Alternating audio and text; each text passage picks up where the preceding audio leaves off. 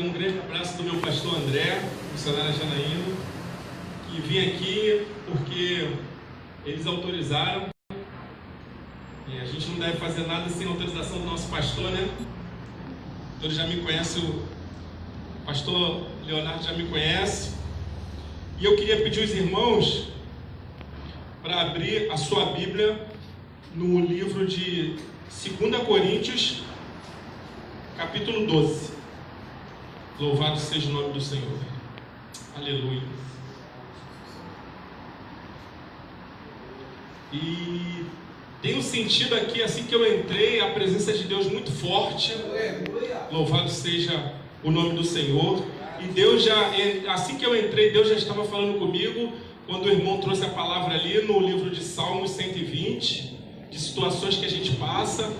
E o nosso pastor Leonardo, quando estava falando aqui sobre as adversidades da vida, para a gente não perder a alegria, Deus ali também estava falando comigo, porque existe um momento em nossas vidas que a gente passa por certas coisas que a gente não quer passar, mas o Espírito tem nos dado força, o Espírito Santo.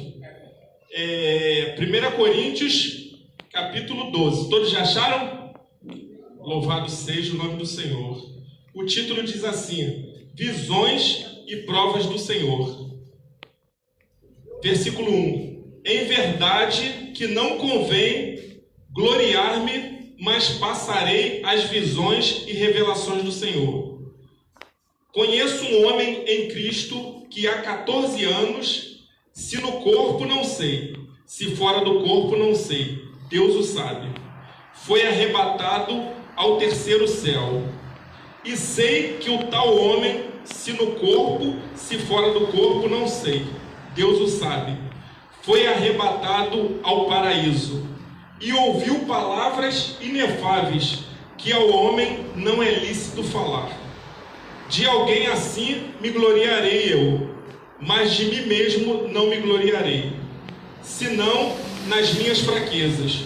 Porque, se quiser gloriar-me, não serei nércio, porque direi a verdade.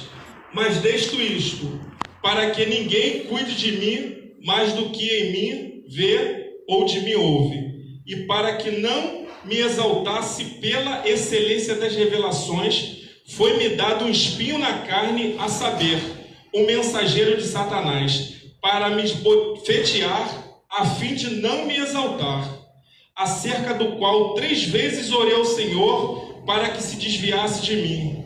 E disse-me: a minha graça te basta, porque o meu poder se aperfeiçoa na fraqueza. De boa vontade, pois, me gloriarei nas minhas fraquezas, para que em mim habite o poder de Cristo. Por isso sinto prazer nas fraquezas, nas injúrias, nas necessidades, nas perseguições, nas angústias por amor de Cristo, porque quando estou fraco, então estou forte. Vamos ler o versículo 10 juntos. Por isso sinto prazer nas fraquezas, nas injúrias, nas necessidades, nas perseguições, nas angústias por amor de Cristo, porque quando estou fraco, então estou forte. Pode sentar em nome do Senhor Jesus. Louvado seja o nome do Senhor. Aqui a igreja pode dar glória. Se você estiver sentindo vontade de glorificar o Senhor, fique à vontade, porque nós viemos aqui hoje para adorar. E Deus tem me falado muito quando o nosso pastor me chamou para trazer uma palavra. Eu fiquei assim, orando ao Senhor, para que eu pudesse trazer algo que pudesse abençoar a vida das pessoas, do povo, porque para isso Deus nos tem chamado, para levar a mensagem de Cristo. E nas minhas orações eu falei: Senhor, o que trazer para a igreja? Qual é a palavra que eu devo trazer? E Deus trouxe essa passagem quando o apóstolo Paulo ele começa a ter visões de coisas sobrenaturais. E a gente observa que o evangelho que a gente vive hoje em dia, a gente não está mais vendo as coisas sobrenaturais nas nossas vidas. A gente às vezes está na igreja há semanas, há meses, anos, e a gente não consegue ver coisas que nos surpreendam. E muitas vezes a gente se pergunta: mas por que não tem acontecido? E Deus, através da palavra, fala que hoje em dia está muito difícil da gente fazer jejuns. A gente lembra, eu não sei se muitos aqui, quando a gente chegou pela primeira vez na igreja, a gente chega cheio de gás, a gente chega cheio de amor. Se tiver uma vigília, a gente está. Se tiver um encontro de obreiro, a gente está. Se tem que ter oração na madrugada, a gente está. Se tiver que ler a Bíblia, a gente está lendo o dia inteiro, a gente está ali buscando. A gente chega no primeiro amor com aquele gás, com aquela vontade de orar. Mas a gente vai vendo que conforme o tempo vai passando, aquelas coisas que a gente fazia no começo, a gente já começa a esfriar. E isso tem enfraquecido muitos cristãos. E a gente vê que o apóstolo Paulo, ele foi um homem usado por Deus para pregar quem estava fora da igreja.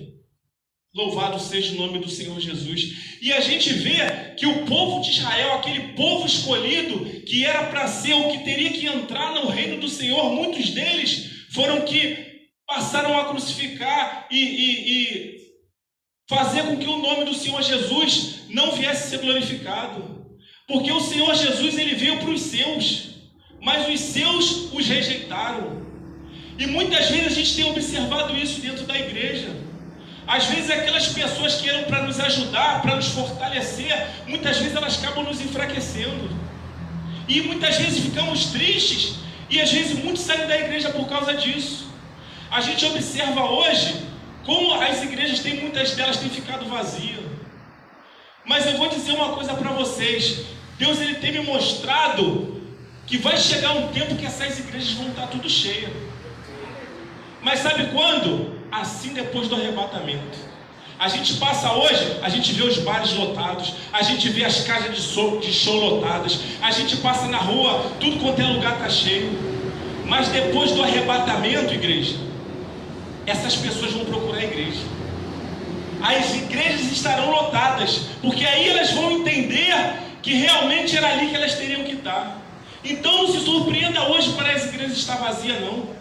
Porque eles não estão querendo ouvir. A gente tem falado, a gente tem trazido a mensagem. A mesma coisa aconteceu na época de Noé. Quantas vezes Noé, ele pregava para as pessoas construindo a arca? E eu acredito que não eram os animais que eram para entrar na arca, não. Eu acredito que aquela arca era para entrar pessoas. Só que as pessoas, elas não queriam entrar na arca.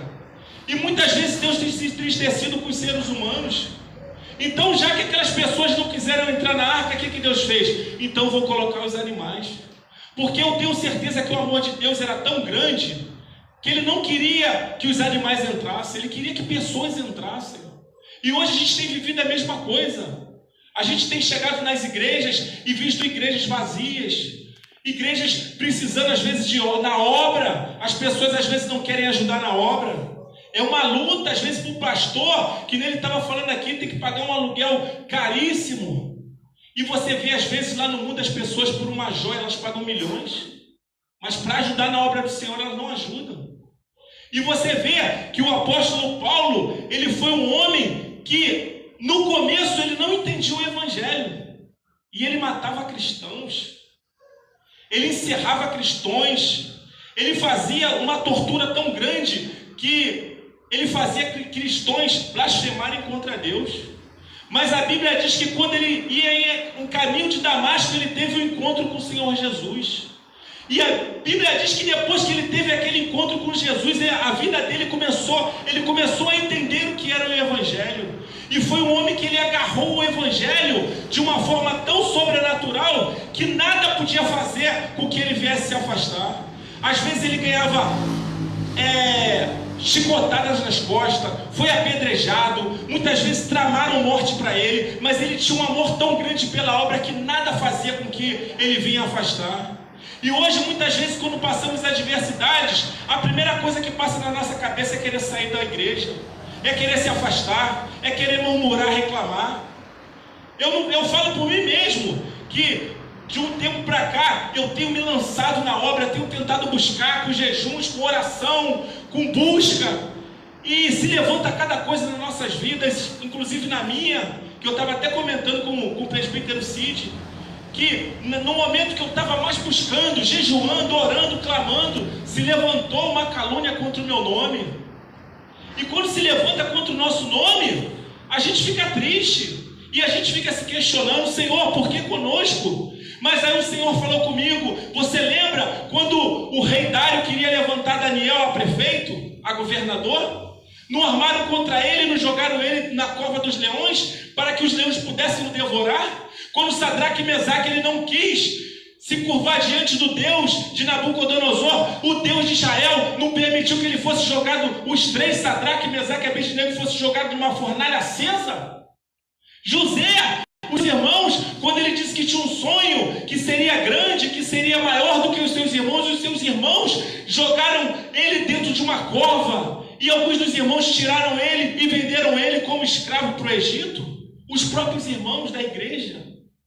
Então você às vezes não quer aceitar. Como você não quer aceitar? E aí eu comecei a entender que o evangelho é isso.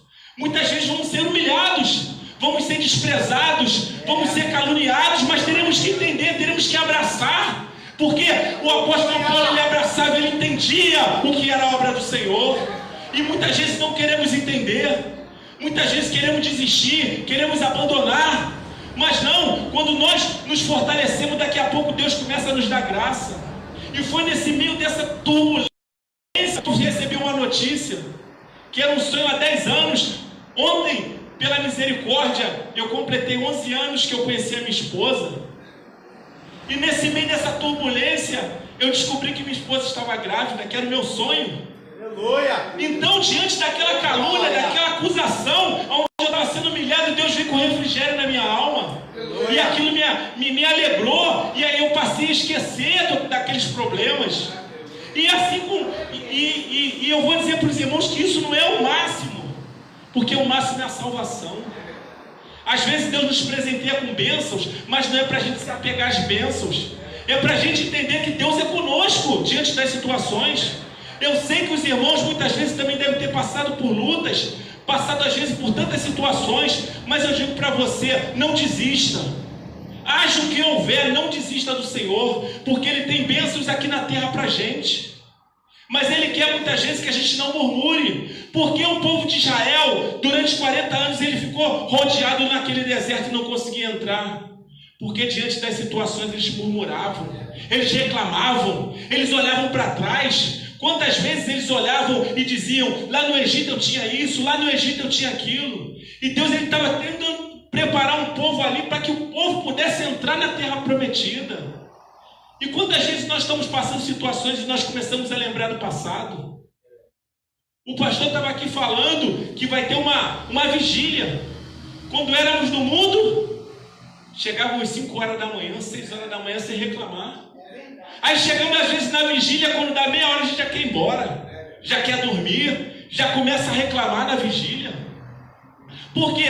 Porque quando nós estávamos no mundo a gente tem lembrança das coisas boas, mas aquilo ali a gente vê que quando a gente ia dormir muitas vezes estávamos amargurados, estávamos tristes, estávamos abatidos. E eu tenho certeza, igreja, que aqui onde a gente está buscando hoje, a gente está em rumo a uma terra que a gente não tem nem noção do que é. Você vê aqui no versículo 1 que ele fala assim: em verdade não convém gloriar-me, mas passarei as visões e revelações do Senhor.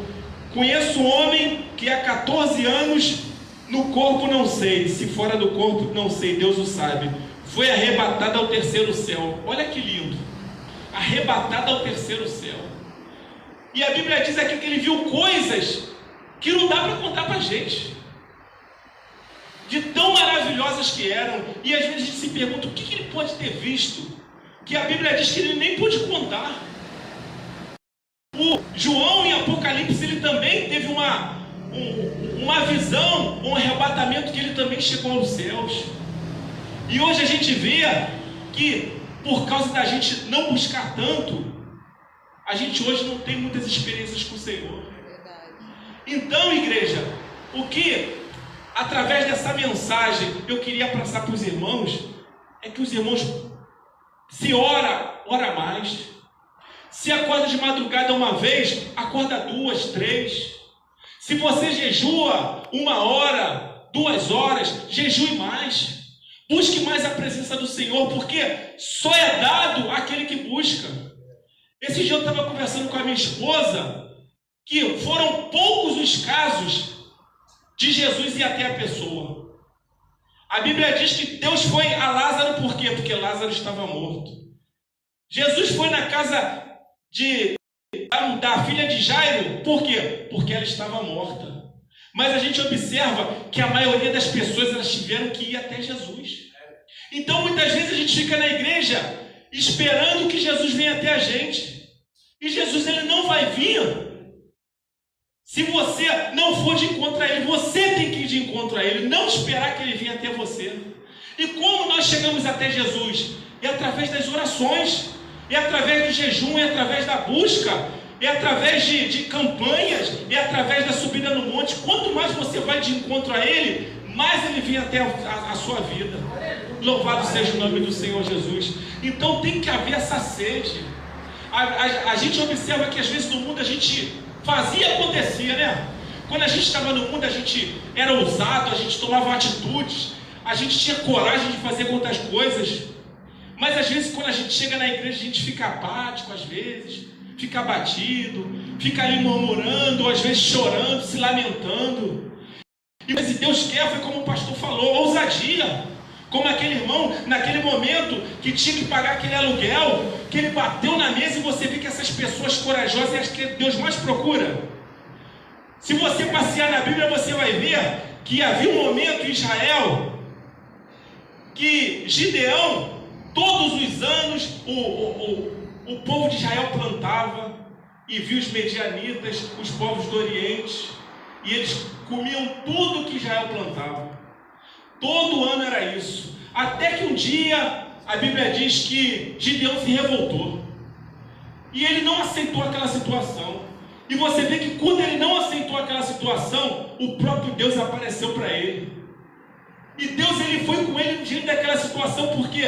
Porque ele viu que Gideão ele já não aceitava mais aquela situação. E nós precisamos disso. E a Bíblia diz que Gideão convocou todo o exército. E diante daquele exército foi mencionado que os covardes e os medrosos fossem embora. E quantos foram embora naquela época? Que saíram da guerra. E Deus falou, ainda tem muito povo, chama eles para beber água. E observa como eles vão beber água. Para você ver, Deus ele observa até a forma da pessoa beber água. E daquela multidão de 22.500, se não me falha a memória, só sobrou 300 homens para uma guerra, para vencer 3 povos, 3 exércitos poderosos. E Deus deu vitória, por quê? Porque Gideão, junto com aqueles 300, eram homens de guerra, eram homens que não aceitavam. A Bíblia fala também de Davi, que era um homem guerreiro. E muitas vezes Deus está procurando no nosso meio homens guerreiros, mulheres guerreiras, para que possam vencer batalhas, porque estamos vivendo uma guerra, igreja. Você pensa que o inimigo ele não está guerreando? Ele está guerreando na nossa família, ele está guerreando no nosso trabalho, ele está guerreando em tudo quanto é situação. Mas muitas vezes, como nós não conseguimos ver o mundo sobrenatural, muitas vezes a gente briga com o nosso irmão, briga com o nosso filho, briga com o nosso patrão, porque não entendemos que a guerra é espiritual. Louvado seja o nome do Senhor Jesus. Então, igreja, precisamos nos fortalecer, porque quanto mais buscarmos, mais Deus vai nos revelar. E eu queria pedir para a igreja ficar de pé nessa noite. Louvado seja o nome do Senhor. Senhor Deus, queria pedir à igreja para fechar os olhos. Senhor Deus, assim, meu Pai, como o Senhor, meu Pai, mostrou coisas, meu Pai, sobrenaturais para Paulo, meu Pai. Oh, Deus. Ó, meu Pai, ele viu coisas inefáveis, meu Pai. Ele viu coisas que não dá para ser contada, meu Pai, para as pessoas, meu Pai, de tão poderosas, meu Pai. O Senhor deixou um espinho na carne de Paulo, meu Pai, para que ele não pudesse, meu Pai, se ensoberbecer, meu Pai, diante da situação, meu Pai. Ó, meu Pai, eu te peço nesta noite, derrama, meu Pai, coisas sobrenaturais da vida dessas pessoas que entraram aqui hoje, meu Pai. Que elas possam, meu Pai, te buscar, meu Pai, de uma forma diferente, meu Pai. Ó, meu Pai, se elas estão orando, que aumente a oração. Se elas estão jejuando, meu Pai. Ó, meu Pai, que elas amem, meu Pai, jejuarem, meu Pai, que elas amem, meu Pai, ó meu Pai, orar de madrugada, meu Pai, se for possível, acorda elas de madrugada, Senhor, para porque na tua palavra diz que os de madrugada me buscam, me encontrarão, meu Pai. E muitas vezes essa pessoa entrou aqui hoje e não tem tido, meu Pai, ó meu Pai, uma noção, meu Pai, de como te buscar, meu Pai.